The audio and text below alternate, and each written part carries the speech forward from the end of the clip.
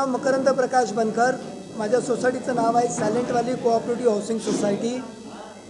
माझ्या सोसायटीमध्ये पुनर्विकासाच्या माध्यमातून जे काही काम सुरू आहे त्याच्यात ज्या पद्धतीच्या धांदली आहेत, गैरप्रकार आहेत, ज्या प्रोसेस फॉलो होत आहेत त्यावर आमचा आक्षेप आहे। आणि त्या प्रोसेसना प्रशासन आणि शासकीय अधिकारी का त्यांना एक एक वाटा बनवून देत आहेत, का एक एक रस्ते बनवत आहेत। आजही आमच्या संस्थेच्या पदाधिकाऱ्यांनी 20 लोकांना, 18 लोकांना, 15 लोकांना असे काही आकड्याचे बाहेरच ठेवलेले आहेत। त्यांना त्यांच्या घराचा अधिकारच दिलेला नाही। हां, परंतु त्यांच्या घराचा पुनर्विकास करायचा अधिकार संस्थेने स्वतःकडे घेतला आहे। पदाधिकाऱ्यांनी, प्रशासनाने ऑर्डर देण्यासाठी ते अधिकार स्वतःकडे घेतले। बिल्डरनी त्यांचं घर पाडण्यासाठी त्यांना आम्ही नवीन घर बनवून देऊ, त्यांना आम्ही भाडं देऊ, त्यांना आम्ही हे देऊ, आम्ही त्यांना ते देऊ याचे अधिकार घेतले। परंतु त्या 18 लोकांना त्यांचं म्हणणं मांडण्याचा अधिकार नाही। मग ज्या व्यक्तींनी आयुष्यभर मेहनत करून रक्ताचं पाणी केलेलं आहे त्यांना त्यांच्या घराचा संविधानिक अधिकार जर तुम्ही देत नाही आहात, पण त्यांच्या घराचं भाडे किती येणार, त्यांचं घर कधी पाडायचं, त्यांना नवीन घर कधी द्यायचं याचा अधिकार डेव्हलपरला दिला आहे। त्यांच्या घराला पाडण्याची NOC, त्यांच्या घराचा पुनर्विकास करण्याची NOC, त्यांच्या घराच्या जागी दुसरी इमारत बांधण्याची CC, हे जे काय कायदेशीर बाबी आहेत त्या पूर्ण करण्याचा अधिकार शासनाकडे आहे। आणि यांच्या घराबाबतीत काय करायचं काय नाही करायचं याचा अधिकार संस्था बोलते आम्ही मेजॉरिटीने घेतली आहे। मग मला हा प्रश्न पडतो की मग ते 18 लोकांचं घर आहे की नाही, ते त्या संस्थेचे सभासद आहेत की नाही। आणि सिडको म्हणते की आम्ही 120 लोकांना सदनिका दिली आहे, आम्हाला 120 लोकांनी प्रॉपर्टी टॅक्स दिला आहे, आम्हाला 120 लोकांनी पाणी बिल भरलं आहे, आमची लाईट बिल 120 लोक भरतात, पण संस्था त्यांना शेअर सर्टिफिकेट देत नाही। पण त्यांच्या घराचा पुनर्विकासाचा अधिकार ह्या तिघांकडे आहे। मग अशा लोकांनी किंवा अशा संस्थेच्या सभासदांनी जर अधिकार मिळत नाही, मॅडम पत्रकारांना मी हा प्रश्न विचारतो, मग आम्ही आत्ता येणाऱ्या महानगरपालिकेच्या निवडणुकीवर का बहिष्कार टाकू नये, का आम्ही मतदान करावं? आम्हाला आमच्या घराचं मत करायचा अधिकार नाही, आमची मतं मांडायचा अधिकार नाही। काय करायचं आम्ही नगरसेवकाला निवडून, काय करावं आम्ही आमदारांना निवडून? सर, एकंदरीत तुम्ही आता म्हणता की बहिष्कार टाकणार आहात, पण तुम्ही स्थानिक नगरसेवकांशी हा विषय काय चर्चा केली आहे? मॅडम, गेले 10 वर्ष नगरसेवक हा कोणी नाहीच आहे, इथे फक्त प्रशासकीय अधिकारी आहेत। आणि प्रशासकीय अधिकारी वेगवेगळ्या पद्धतीच्या नियमांना, मग पुढचा दरवाजा आहे, मागचे दरवाजे आहेत, मला माहिती नाही, पण कायद्यामध्ये अशा पद्धतीने ते वावरत आहेत की 20 मेंबर नसताना सुद्धा सप्लिमेंटरी लिस्ट डीड बनते। मग येणाऱ्या निवडणुकाला आपण बहिष्कार टाकणार आहात? मॅडम, मग तुम्ही मला सांगा ना, माझ्या घराचा पाडण्याचा अधिकार तुम्हाला डेव्हलपर म्हणून मिळतोय, माझ्या घराला CC देण्याचा, पुनर्विकासची परवानगी देण्याचा अधिकार प्रशासन घेतोय, माझ्या घराचा शेअर सर्टिफिकेट देणार नाही, तुला सदस्यत्व देणार नाही याचा अधिकार कमिटी घेते। मग मी घराचा मालक म्हणून मला अधिकार काय?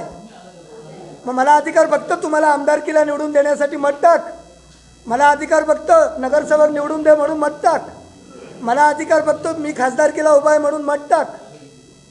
मग मला अधिकार काय? मॅडम, मी आयुष्यभर मेहनत केली आहे, रक्ताचं पाणी केलं आहे, माझ्या पुढच्या पिढीसाठी जे घर बनवलं आहे, तुम्ही सिडकोच्या भूखंडाचं श्रीखंड निश्चित घ्या, पण माझ्या हक्काचं घर मला द्या ना।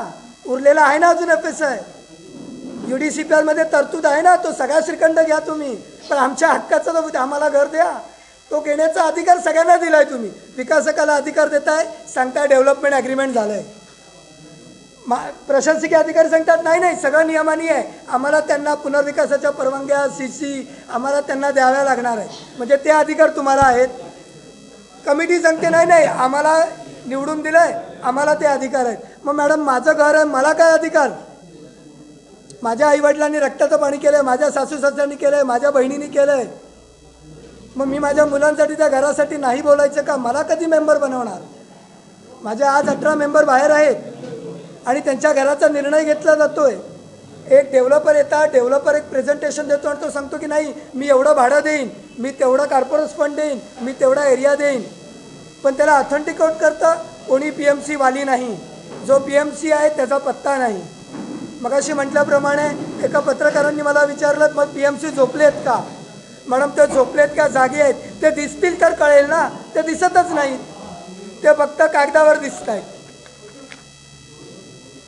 जसं संस्थेने फक्त कागदावर 105 लोक दाखवली आहेत, पण तुमच्या DAमध्ये फक्त 66 लोक दाखवतात. प्रशासनाने विचारलं असं का, पण ते कागदावर गणसंख्येची पूर्ती झाली आहे आणि समोर बसलेत किती, फक्त 35 लोक. मग मॅडम 120 लोकांमध्ये तर 35 लोकांमध्ये निर्णय होतोय, 13 लोक हंगामी समिती म्हणून बसतात, मग समोर राहिले किती 22. मग 22 लोकांमध्ये जर तुम्ही पुनर्विकासाचा निर्णय घेताय तर मग शासनाचा कुठला निर्णय आहे हा?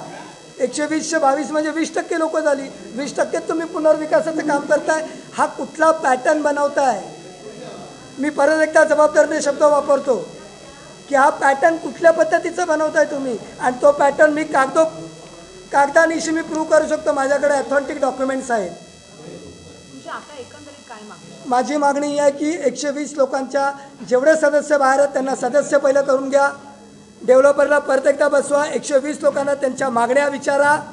निश्चितच त्याच्यात काही लोक तुम्हाला हो म्हणतील, काही नाही म्हणतील. नाही बोलतात म्हणजे पुनर्विकासाला विरोध नाही, पुनर्विकास सगळ्यांना हवा आहे, पण त्यांच्या हक्काचं त्यांना द्या. तुमचं एक्स्ट्रा नको, तुमच्या सिडकोच्या भूखंडाचं श्रीखंड या लोकांना नको. त्यांना फक्त त्यांच्या हक्काचं घर, त्यांच्या हक्काचं भाडं, त्यांच्या हक्काची तजवीज आणि त्यांच्या घराची गॅरंटी. कुठलाही डेव्हलपर बँक गॅरंटी देत नाही, DAमध्ये लिहिलेलंच नाही. मग तुम्ही कोणते पॅटर्न सेट करता हे? म्हणजे ह्याच्यानंतर येणाऱ्या पुनर्विकासामध्ये बँक गॅरंटी हा विषयच मिटला जर असा DA रजिस्टर होतोय. फक्त प्रेझेंटी मीटिंगला उपस्थित राहिली ही जर DAला लावून ठाणे दुय्यम निबंधक वर्ग क्रमांक 2 ठाणे 8 हे जर दुय्यम निबंधक, मी जबाबदारीने बोलतोय, ठाणे 8 वर्ग क्रमांक 2 ठाणे दुय्यम निबंधक जर हा DA रजिस्टर करतात तर मग त्यांना याच्यामध्ये पुनर्विकासाच्या परवानगीची गरज नाही. मॅनेजर टाउन सर्व्हिस व्यवस्थापकीय विभाग नंबर 1 या साहेबांच्या पुनर्विकासाच्या परवानगीची गरज नाही. त्यांना भाडेतत्व असलेली भाडेतत्वाची लिस्ट डीडची गरज नाही. मग मॅडम असे जर पॅटर्न सेट झाले तर नव्या मुंबईत सगळीजणं फक्त एक PMC घेतील, एक 50 लोकांची कागदावर नोंदणी दाखवतील, 20-22 लोकांना बसवतील आणि पुनर्विकास करतील. का तर DA रजिस्टर होतो. माझा आक्षेप कमिटीवर नाही, माझा आक्षेप विकासकावर नाही, माझा आक्षेप या चाललेल्या प्रोसेसवर, या चाललेल्या कार्यपद्धतीवर, याच्यावर आहे की तुम्ही कुठली प्रोसेस फॉलो करताय, हे कोणते नियम आहेत मॅडम. एकीकडे सांगता EDCPRमध्ये तुम्ही 2/3 लोकांना घेऊन पुनर्विकास करा, दुसरीकडे तुम्ही सांगता नाही 51% असले तरी चालतील. पण ते 51% कुठले? कागदावर 51% आणि त्याचे 51% म्हणजे 17% पुनर्विकास होतोय. आणि हे ऑथेंटिक आहे माझ्याकडे, मी काही माझ्या घरचं बोलत नाही आहे. मला संविधानाने माझ्या एका घराचा 1 वोट करायचा अधिकार दिला आहे. माझी पात्रता, माझी इलिजिबिलिटी, माझी लायकी एका वोटची आहे, पण मग त्या 18 लोकांची तर ती पण लायकी नाही. तुमची आता काही मागणी पूर्ण नाही झाली, तुमची तुमचं काय? नाही, मी ऑलरेडी कोऑपरेटिव्ह कोर्टामध्ये या कमिटीच्या विरोधात आहे, जी 28 जानेवारीला त्याची हेअरिंग आहे, म्हणजे आर्ग्युमेंट्स आहेत. आणि मी या DAच्या संदर्भात या प्रशासकीय ज्या काही प्रोसेस आहेत यांच्या विरोधात मी वेगवेगळ्या ठिकाणी गेलेलो आहे. आणि अत्यंत महत्त्वाचं, माननीय प्रवीण दरेकरजीने या संदर्भातली ऑलरेडी इन्क्वायरी लावलेली आहे. आमदार प्रवीण दरेकर साहेबांनी जे त्यांनी या सायलेंट व्हॅलीमध्ये जो काही गैरप्रकार सुरू आहे त्याचा अहवाल सिडकोकडून, महानगरपालिकेकडून, प्रशासकीय अधिकाऱ्याकडून मागितलेला आहे. आणि आत्ता ही आलेली आहे मॅडम नवीन सहकार आयुक्त पुणे यांनी या संदर्भातले सगळे अहवाल सनिबंधकांनी, उपनिबंधकांनी, सिडकोनी द्यावेत असा आदेश 19/12/2025ला पारित केला आहे. मग प्रशासन यांना कुठल्या आधारावर CC देते, पुनर्विकासाची परवानगी देते, कुठल्या आधारावर डेव्हलपर परत येतो आणि प्रेझेंटेशन देतो आणि सांगतो ना मी आता भाडं वाढवतो का? या इन्क्वायरी आहेत म्हणून, या इन्क्वायरी आहेत म्हणून तुम्ही कॉर्पोरेट फंड देताय, या इन्क्वायरी आहेत म्हणून तुम्ही भाडं वाढवून देताय, या इन्क्वायरी आहेत म्हणून तुम्ही आता सांगताय मी 25 स्क्वेअर फीट देते, पण ती तुमची बाल्कनीतली सर्व्हिस एरिया देईल, कार्पेट नाही देणार. आम्हाला 750 कार्पेट. हे कसं म्हणजे प्रशासनाने इन्क्वायरी लावल्यावरच तुम्ही पुनर्विकास योग्य पद्धतीने करणार आहात. तर माझं त्या पुनर्विकास करणाऱ्या प्रत्येक संस्थांना आव्हान आहे की पहिलं तुम्ही अशा प्रकारच्या तुमच्या इन्क्वायरी लावा आणि मग पुनर्विकास करा, म्हणजे तुम्हाला तुमच्या न्यायाचं मिळेल, तुमच्या हक्काचं घर मिळेल, तुम्हाला संविधानाने दिलेल्या अधिकाराचं तुम्हाला म्हणणं मांडता येईल. मी संस्थेचा पदाधिकारी नाही, मी सदस्य आहे म्हणून मांडू शकतो. जे सदस्य नाहीत त्यांना बोलायचाही अधिकार नाही. मग आम्ही मॅडम अशा पत्रकार परिषद घ्यायच्या, काळ्या भीती लावायच्या, तोंडाला काळे मास्क लावायचे, हे कितपत आहे? हे लोकशाहीला दिसतं का चांगलं? तुम्ही एकीकडे सांगता की सुट्टी दिली आहे मतदान करायला या, आणि आम्हाला सांगता काळ्या भीती लावून बसून आम्ही ते निषेध नोंदवायचा. एवढ्या इन्क्वायरी लागल्यानंतरही आम्हाला जर पत्रकार परिषद घेऊन आमचे निषेध नोंदवावे लागत आहेत. मग मॅडम ही लोकशाही कुठली नाही, हा पुनर्विकास कसला? मग ही लोकशाही कोणासाठी आणि हा पुनर्विकास नक्की कोणाचा? विकासकाचा, पदाधिकाऱ्यांचा का अजून कोणाचा? थँक्यू. थँक्यू.